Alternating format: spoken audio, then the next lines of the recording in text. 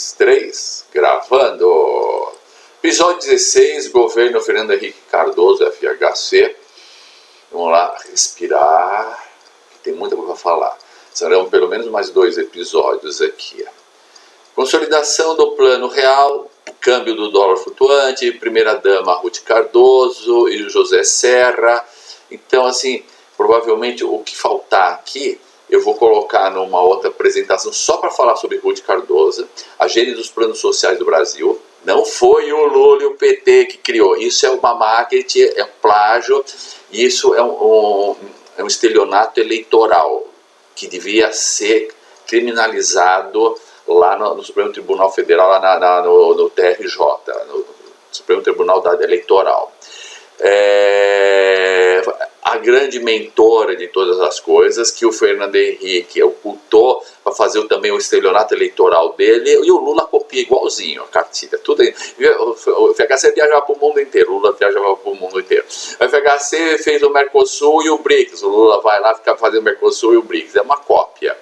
Tá certo? O problema é que assim, né, não é melhorado, porque quando você tenta destruir a personalidade do outro, tal, fica um cheiro de merda, um cheiro de abutre por trás, né? Mas isso é a estrutura do PT, é a estrutura do comunismo, né, de consolidação de poder, tá certo? Eu já mostrei para você lá o pastel do Lula, um cara legal, tal, um sindicalista, tal, um democrata, tal. Mas eu falo, uma pessoa não governa sozinho, ele é a cabeça de um partido, ele é a cabeça do dragão, né? Mesmo que ele não saiba disso, né? Dizem que ele está acordando agora, mas agora é tarde, né? Depois de 20 anos, certo? Agora ele destruiu toda a classe média do Brasil, imagina, em torno dos professores e tal, que é o que depois vai derrubar o próprio FHC. Percebe? Então eles não perceberam, copiaram todos os erros, tá certo? A fundação do PSDB, reeleição, né? Quer dizer, que também queria se eternizar no poder. Isso aqui vai ficar lá para um outro negócio, quando começamos a falar da transição FHC-Lula. CPMF é um imposto tal que era usado para a saúde, assim, tudo isso aí é José Serra. Modernização do sistema bancário, um monte de medidas provisórias e introdução do neoliberalismo. É muita coisa. Quem era? Caiaca, da Gema, professor, sociólogo, escritor e político brasileiro, né? Então começou a colocar essa história dos livros aqui, né? Fundador do PSDB, antes ele estava no PMDB, e antes disso ele era de um outro partido, né? Antes do regime militar. Casou-se em 53 com a Ruth Vilaça Correia Leite, né? Antropóloga, sua colega de faculdade. Filho mais velho do militar Leônidas Cardoso e Dinete Cardoso, seu pai foi general de brigada, e seu avô também era a gente fala, então um pé na senzala e outro na casa grande. Ele dizia, né, que ele tinha um pé na cozinha, né? Isso aí pegou mal, tal, não sei o quê. É umas coisas, quem não tem o que criticar e falar, ficam falando besteira. Mas era uma brincadeira, mas ele não falou que tinha um pé na casa grande, né? Tá certo? Porque já estava nessa época percebendo, já estava vindo, as pessoas estavam sendo expulsas do interior e vindo fazer as favelas nas grandes centros, Belo Horizonte, Porto Alegre, São Paulo e Rio de Janeiro, a destruição da estrutura social do Brasil. E aí o que aconteceu? Essas pessoas eram pessoas simplórias e tal, então já começou o marketing, né, dos marajás, como que é o Lula, das elites, tá certo? Das elites e tal, então era chique, né, dizer que você tinha um pé na senzala, né?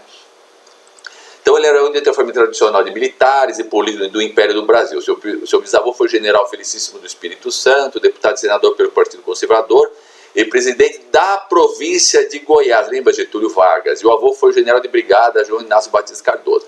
Eu não sei se é o bisavô, o avô parece que era casada com uma afrodescendente. A FHC coordenou a elaboração da plataforma eleitoral do PMDB antes no regime militar. Esse senador não quis voltar ao Senado, né, que nem o nosso Sarney.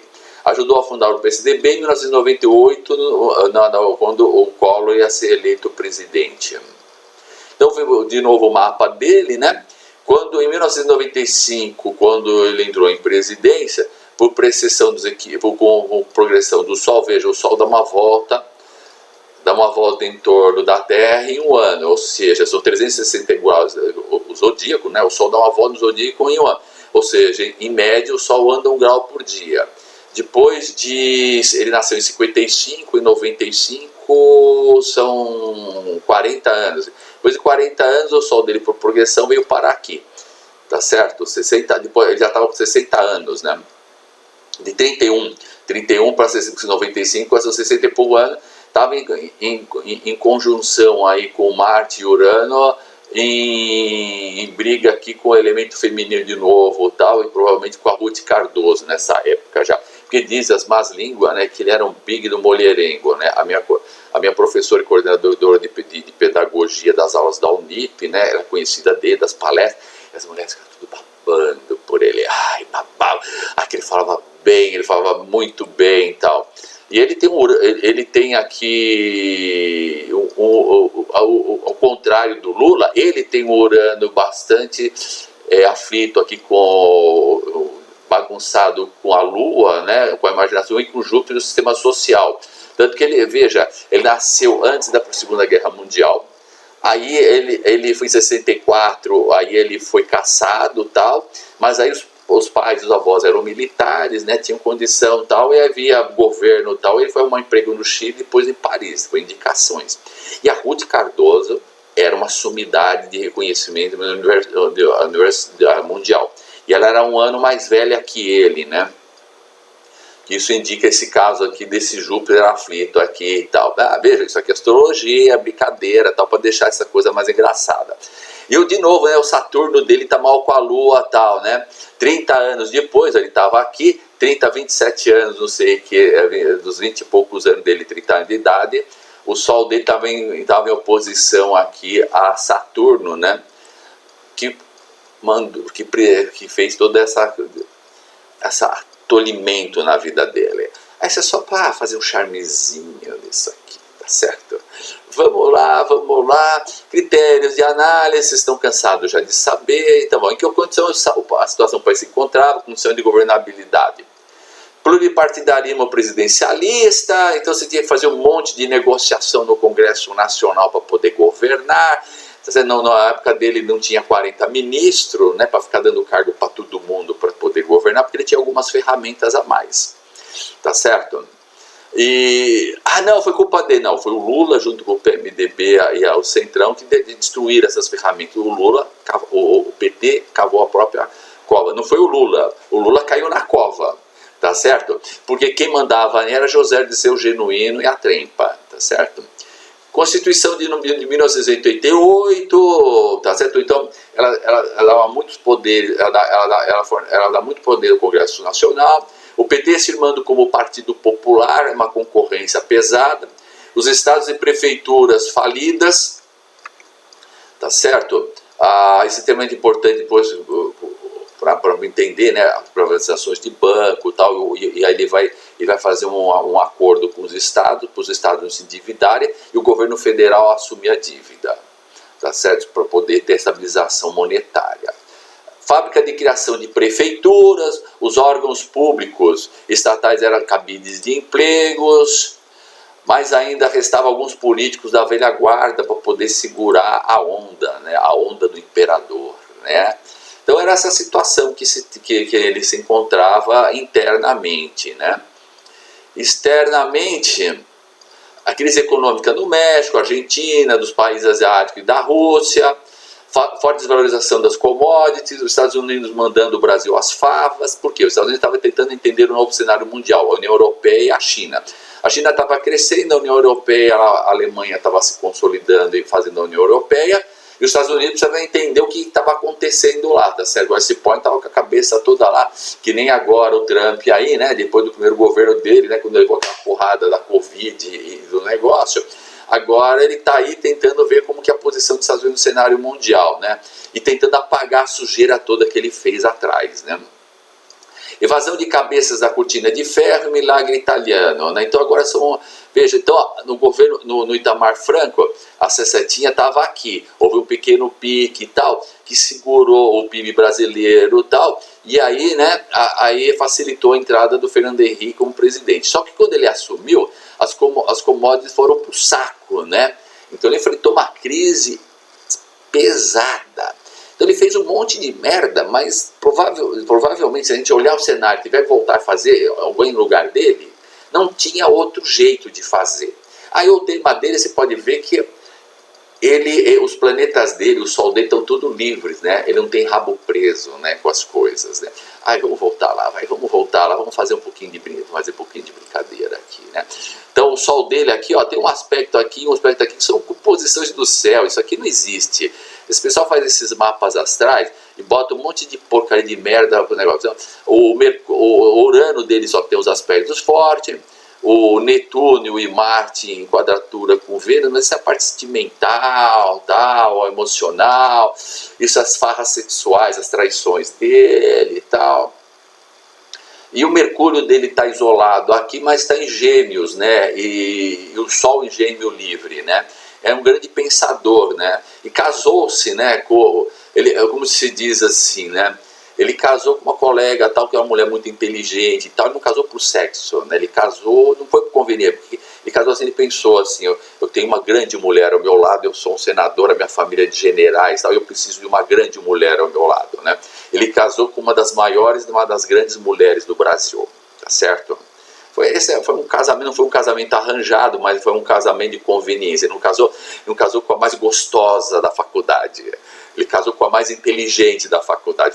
Não foi um casamento de coração, foi um casamento de mente. Era um geminiano livre, tá certo? Então e tinha muitos amigos, tal, não sei das quantas. Aí a hora da fofoca, então. Não interessava a ninguém que o Brasil se estabilizasse, né? Veja, não interessava aos Estados Unidos. Os Estados Unidos é um país consumidor e fornecedor de matéria-primas. A Europa estava naquela bagunça lá, tal, e depois vai precisar do Brasil. Então vai vir ajudar o Brasil, tá, para poder se consolidar, porque precisava das commodities e de uma parceria com o Brasil. Ataque do sistema financeiro mundial nessa economia. As empresas mundiais com faturamento maior que o PIB do terceiro mundo. Então, nessa época, as empresas que nem hoje, lá a Tesla, tal, que fica mexendo com Bitcoin, mexendo com propaganda com as ações, isso vem de longe, vem desde a quebra da Bolsa de 29. Estados Unidos é um cassino, né? É um Wall Street e Las Vegas, né? Então as empresas ficavam comprando e vendendo dólar, tal, e além disso tinha os bancos, né? Aí, mas depois, além disso, ainda tinha o Caixa 2, né? O Caixa 2 vai terminar no primeiro governo Lula com o desastre, né? Do sistema como o Lula entrou na presidência e as brigas que eles tinham lá. Então, aí depois disso é que se termina o Caixa 2 e tal, mas até aí todo o sistema brasileiro era de lavagem de dinheiro, ó, Caixa 2 e tal. E não tem como você fazer o controle fiscal tal com Caixa 2, por isso que ele vai colocar o CPMF, vai fazer mudança no sistema financeiro. Que não só foi ele, né? Ele queria fazer isso porque ele é muito orgulhoso, tal, não sei o que, depois ele queria a reeleição, não chegava mais nada. E aí vai para o desastre nacional, né? Aí não veio o José Serra, nem o filho do ACM no lugar dele, ou o Tasso Gereissati, né? Aí tivemos o Lula, né?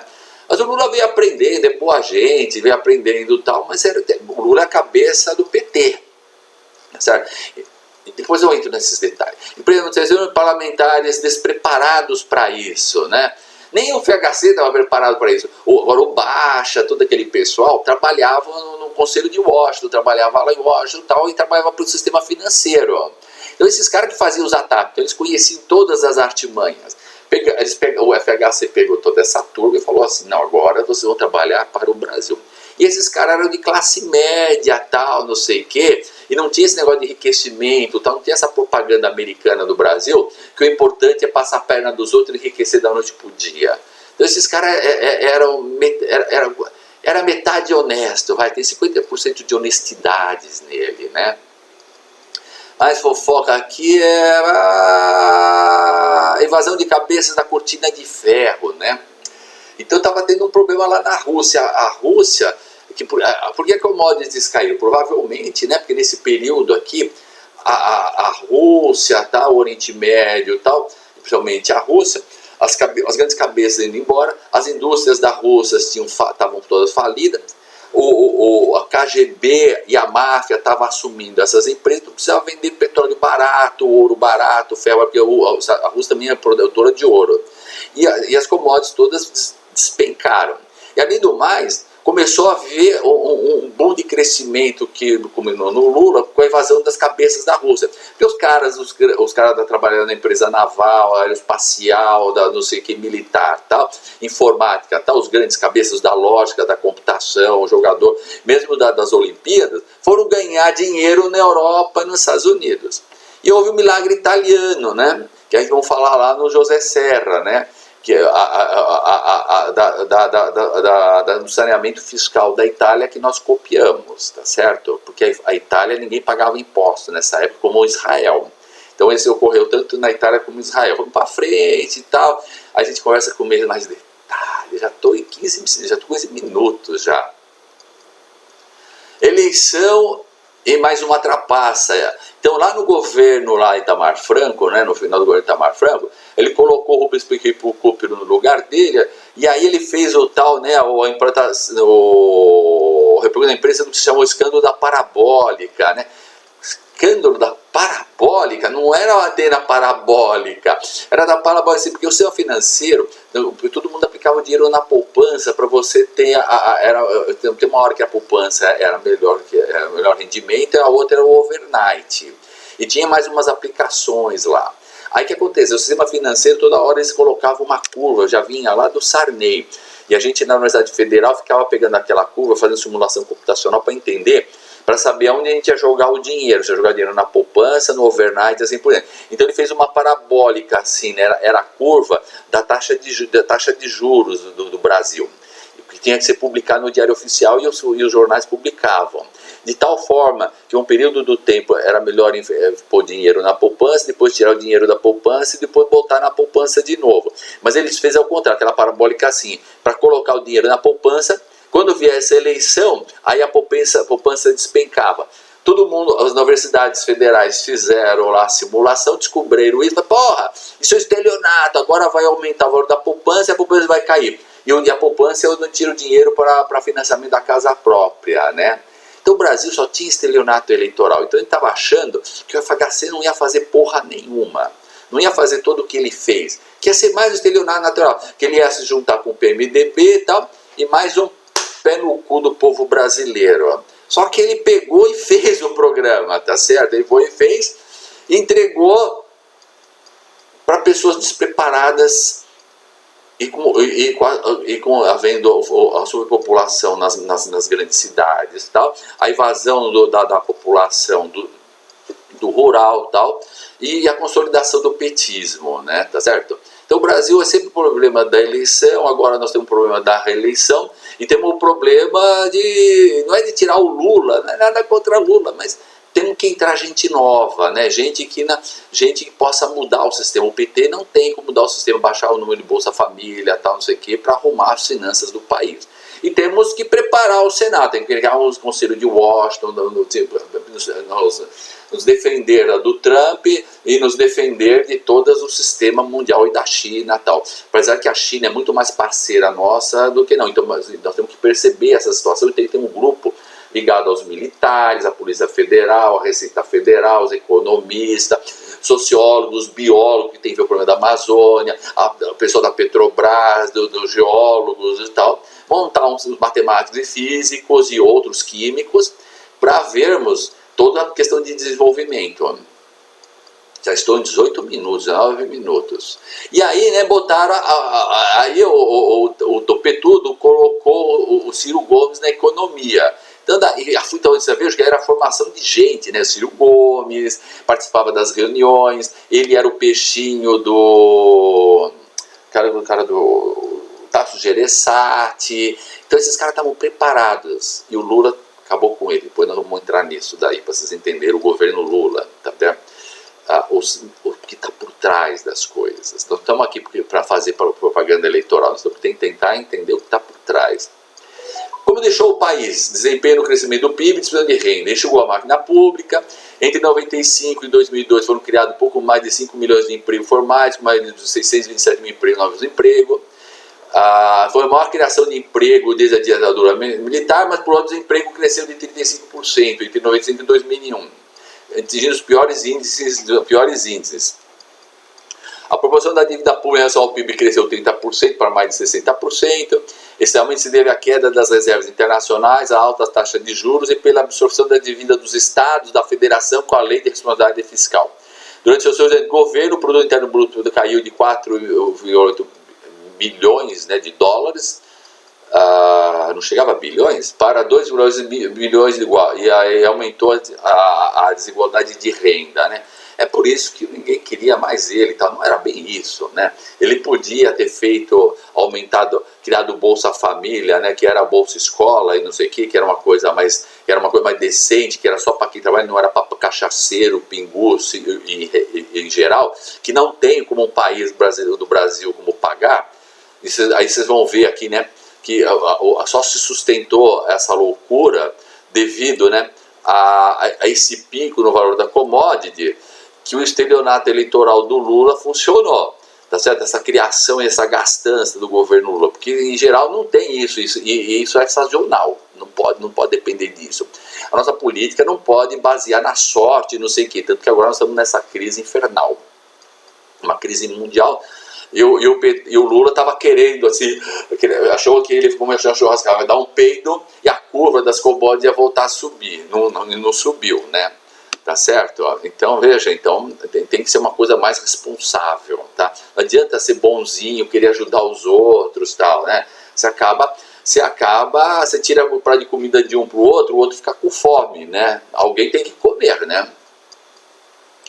Então não adianta, eu tenho um coração grande, privatizações, estelionato eleitoral, manobrabilidade em cada esquina, eu falo na próxima vez aí. Tá certo? Então aí ele começou, aí ele liberou as universidades, aí criou Enem, Enad e tal, aí veio o CPMF, saúde, educação, nossa, é um monte de coisa que foi feita no FHC. E é por isso que é difícil entender, porque isso aqui é tudo uma herança de regime militar, arrumada do FHC. E a gente ainda tem que pegar um outro detalhe, né, que eu já vou falar aqui rapidinho, né? E só existe um jeito de arrumar os bancos privados entre os três estatais? Não, tem dois jeitos. Um é privatizar, porque aí você não pode pôr o Lobão lá na presidência ou a Magda lá na presidência. Eu nem sei quem é a Magda, porque ninguém fala mais da Magda na presidência.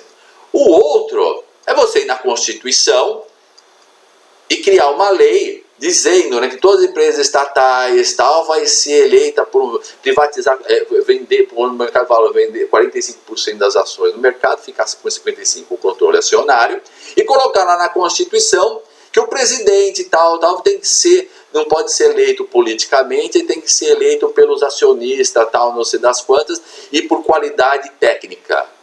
Ponto. Só que aí você esbarrava no Caixa 2 e esbarrava na distribuição de emprego no Congresso Nacional, que você tem que fazer isso por causa da Constituição de 1988, você tem que criar os 40 ministros. Eu paro por aqui, tá certo? Manda me prender, tá certo? Eu preciso alugar essa casa para poder pagar uma educação melhor para os meus filhos, tal. Eu preciso de plano de saúde para me cuidar, porque lá não posso ter uma trombose lá na polícia, então eu tenho que fazer operação de varizes e tal. Manda me prender, por favor.